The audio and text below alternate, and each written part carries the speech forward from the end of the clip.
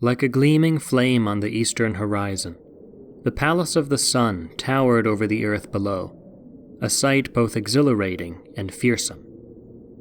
Its immense double doors shone with plates of silver, and its sculpted pediments glistened with ivory, mounted on columns reaching high into the heavens.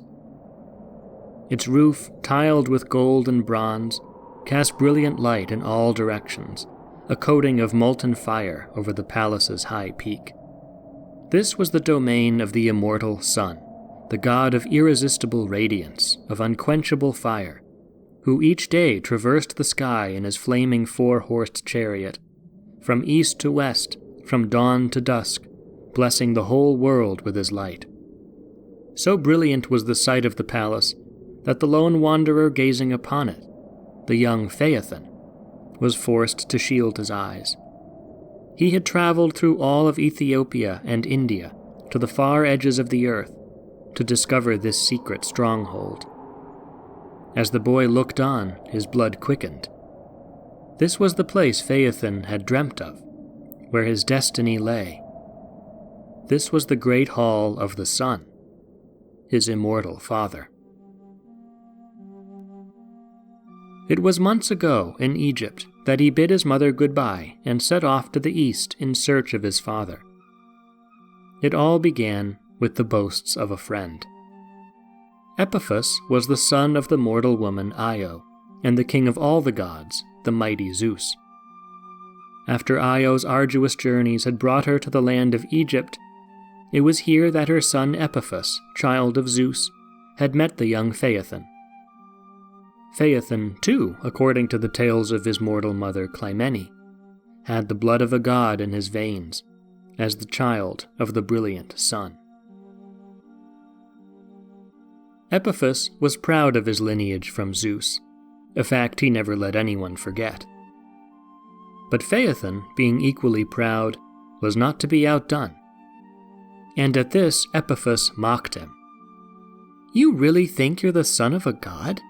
What proof do you have to show for it? Nothing but the words of your mother, a bunch of lies." Epaphus's challenge had stung Phaethon to his core. It was, after all, the truth. He had no proof that his father was an immortal god except his mother's stories. Embarrassed, humiliated, and frustrated, he returned home to his mother Clymene and told her what Epaphus had said. "Mother, I was shamed," Phaethon said, "because he was right. I have no proof that I'm the son of a god. It burned me to have no answer to beat back his insults with. You have to give me proof. I have to know for sure that the sun is my real father." He embraced his mother in a tight hug and begged her to give him the answers his bold spirit was craving. Clymene heard her son's pleas as she stroked his red hair, and knew in her heart that the boy needed to discover the truth for himself. She turned her face upward to the radiant sun in the sky, and reached upward with her arms, and said to Phaethon, "My son, I swear by the sun itself, the sun that looks down upon the earth and sees everything, including you and I here, the sun that rules every land, the sun you're looking at right now. I swear by this sun that he is your true father. And if I'm telling a lie, may I never see this sun again but be struck dead and lose the light of the living. But if you need more proof than I can offer, you, Phaethon, you can visit the sun in his palace yourself. If you're daring enough, you must go far to the east, in the land where he rises, where you can ask your father himself every question you have."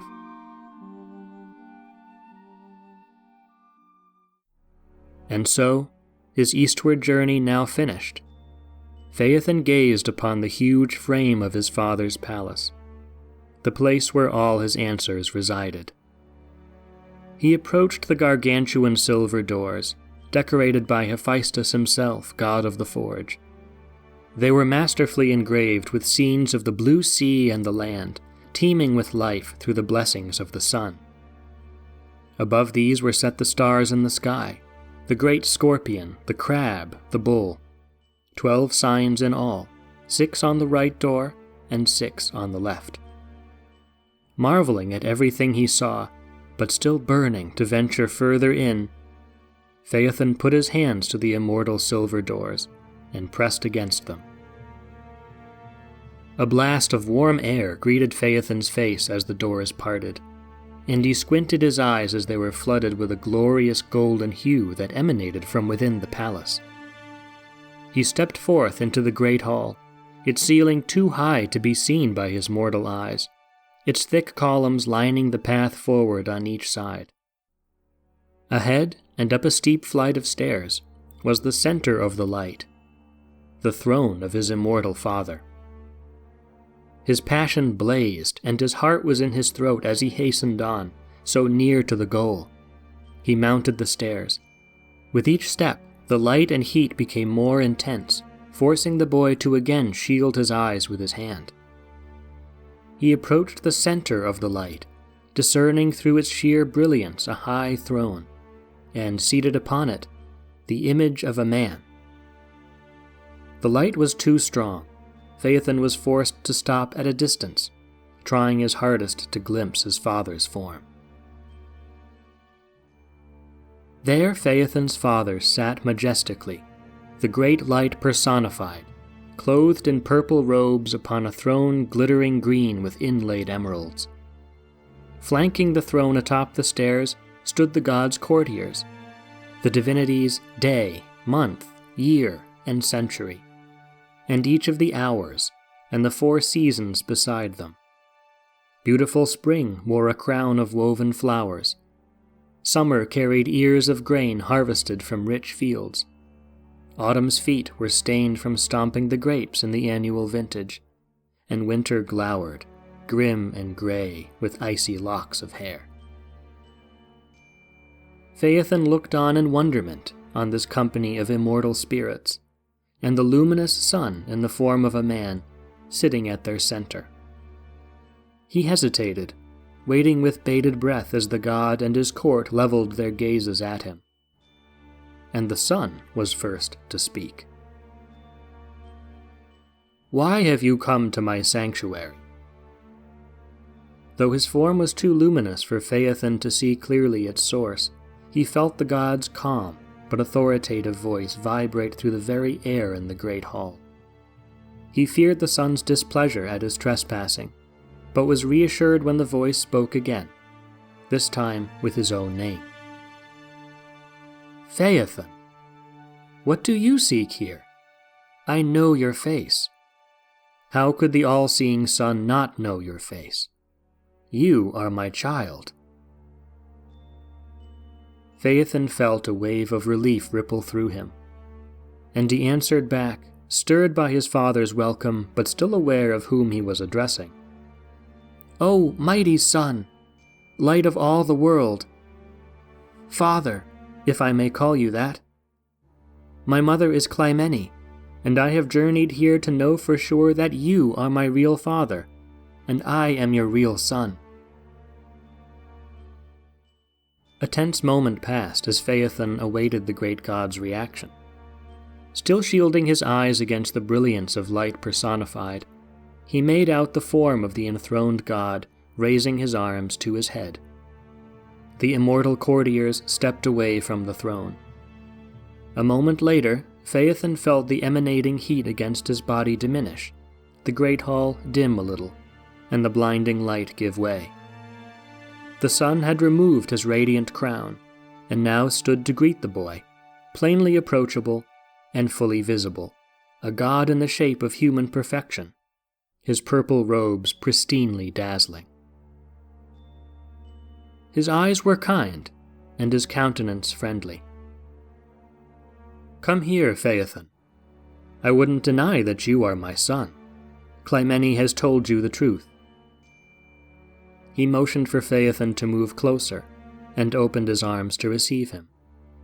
Phaethon was overcome, with the thrill of encountering a god, with the satisfaction of his parentage, with the joy of their reunion here, at the far reaches of the mortal realm. and with pride at the indisputable truth that he, the child of the sun, was a demigod. Abandoning caution, he stepped forward and buried himself in his father's embrace. The immortal god went on, "My son, I don't want you to suffer any doubts that I am your father. So today I will grant you anything at all your heart desires, as only a god can do. I promise you this, and hereby swear by the dark Styx, the river of the world below, an unbreakable oath for us gods. Tell me only the gift you wish for." Phaethon stepped back, astonished, his eager mind racing. To choose but one gift among countless possibilities might have caused another man, perhaps a man older and wiser with years, to think long and deeply. But not Phaethon. Within his young soul, daring and hot with enthusiasm, the ember of a long-held fantasy stirred to life. For as long as his mother Clymene had told him of his father's identity, he had gazed at the wide sky above and the blazing orb within it, with a deep desire. As the sun glided across the heavens each day, he knew with a swelled chest that he was watching his father's glorious work. And he imagined the splendor of the sun standing fast in his chariot, guiding the horses with divine hands, flying through the vault of heaven, bringing light to the whole world. He had journeyed here and learned for certain his true nature as a demigod. He had the blood of a god running through his own veins, and he yearned for a taste of his father's matchless glory. He spoke up in an instant, meeting his parents' eyes. "Father, since you swore on the Styx to give me anything I ask for, I'll tell you what I want. My desire is to drive your chariot, the glorious chariot of the sun, and take over your task for a day. I want to see what it feels like to be my father and do the work of a mighty god." As the sun personified looked down at his young child, his eyes sank from pride to worry. The cloud of regret passing over him was visible on his face. He had sworn on the river Styx, and now his son was asking for the one thing that a parent would never dare to permit. "Son," he began, delicately but resolutely, "what you're asking has made me realize my haste in making such a promise, and I wish I could take it back. This is the one gift, I admit, that I would never, ever grant you. But I cannot revoke an oath by the river of the dead. So now, Phaethon, listen carefully to what I will tell you, and let me persuade you against what you ask of me. This task is beyond your strength and your age. You are only half god, my son, and your fate is mortal. Not even the other gods are able to do my work. Only I can mount the chariot's flaming wheels. Not even Zeus, greatest of all the gods on Olympus, can do this. And what god is mightier than he? When I step into the chariot, the steeds race from their stables up into the sky, flying a steep course into the air, and the journey is barely accomplished, even by my team. At the midpoint of the heavens, my whole body seizes with cold fear if I look down upon the land and seas below. So far above this world do I ascend. At the journey's end, I careen steeply downward, faster than Zeus's lightning, hurtling toward the open sea that keeps her arms open for me, lest I fail to turn my team and shatter against the waves. As I travel through the gleaming lights of the highest sky, I must fight with all my force to resist the pull of heaven's spinning ceiling, which moves the stars in their courses. Let me ask you, son, how do you think you would resist the heavens' vault if the chariot were in your hands? Would you manage to stay your course, or be swept away by its pull into black oblivion. Maybe you think there's much to see up there in the vast air. Rich sanctuaries and cities of gods to behold? Don't be fooled. There's only danger up there, like the shapes of savage beasts that lurk among the stars. You'll have to watch out for Taurus's sharp horns, the arrows of Sagittarius, Leo's gaping jaws, and the deadly arms of Scorpio and Cancer that sweep across your path. And I've left out the horses themselves, breathing flames that draw my chariot, who throw their necks and resist my control at every turn, nearly shaking free of the yoke. Son, I want you to hear me.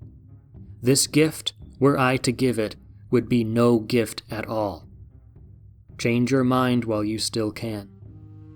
If it's the guarantee of my parentage you really want, my boy, you're seeing it in the care I have for you right now. Look at my face and see my fear. I only wish you could see in my own heart the worries of a father. Ask for anything at all on earth, in the sea and in the sky, and you shall have it. But this wish alone I beg you not to ask. It is no gift as you think, but a torment. But young Phaethon was utterly unmoved. He thought only of his father's glory, a glory he so admired that he wanted it for himself. And he trusted in his own powers as the heir of the mighty sun. The father kept protesting, but to no avail. My son, my foolish son, I am bound by the waters of the Styx. I shall grant you what you wish, if only you had wished more wisely.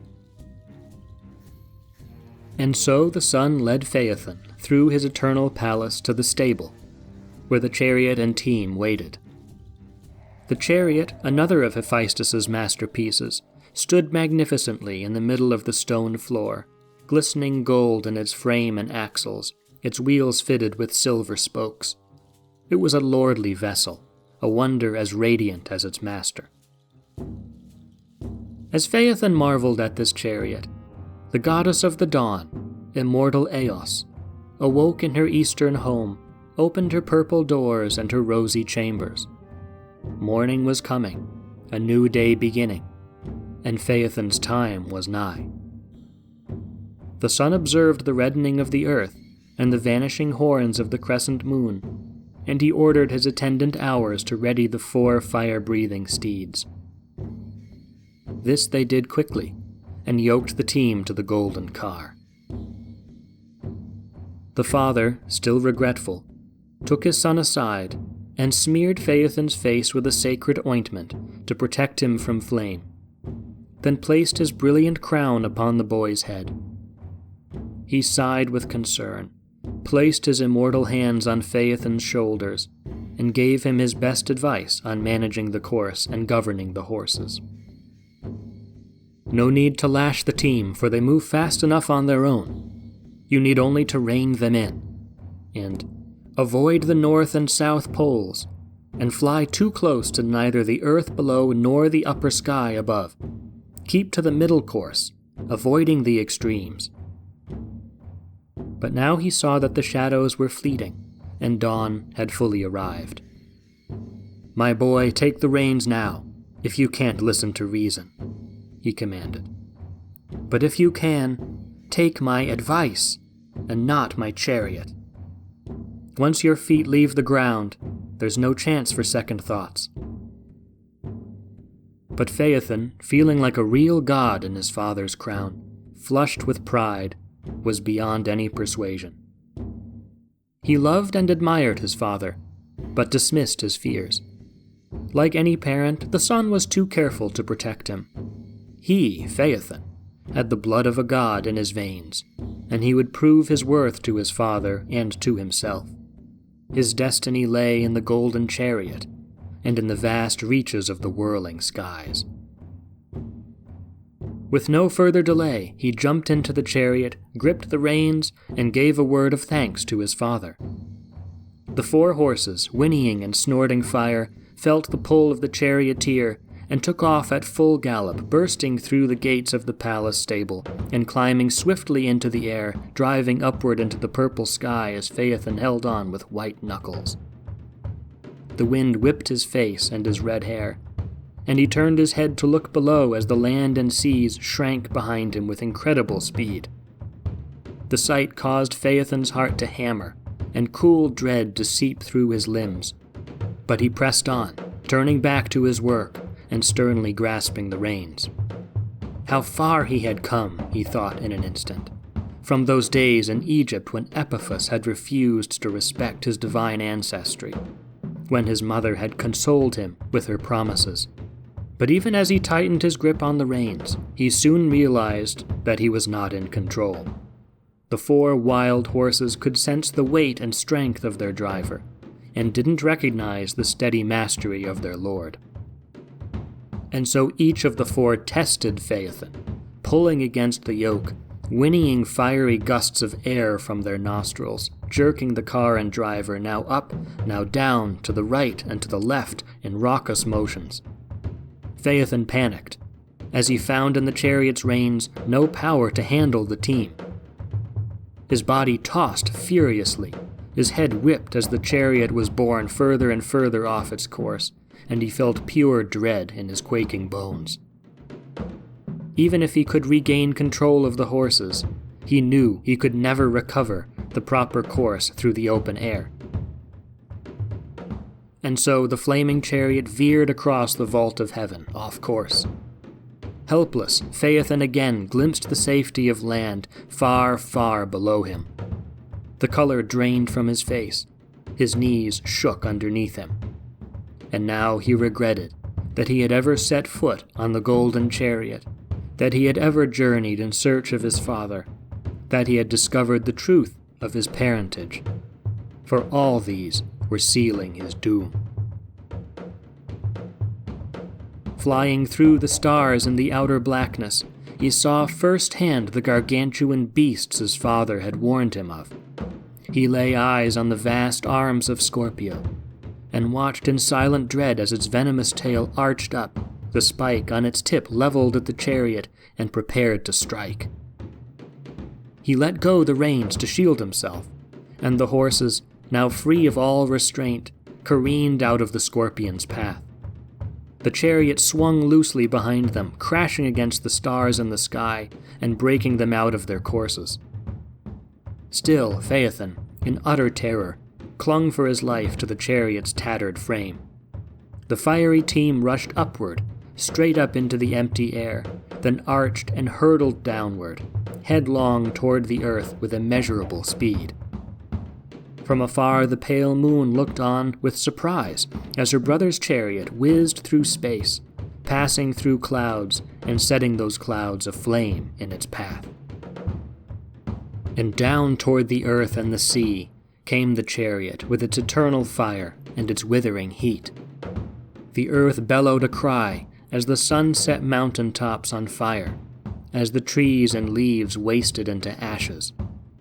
Mount Athos was burning, and Mount Tmolus, and Mount Helicon, and Mount Parnassus. Mount Ida's cool springs evaporated. Mount Etna belched forth its volcanic flames with doubled intensity. Olympus's forests were consumed, and those of the Alps and the Apennines.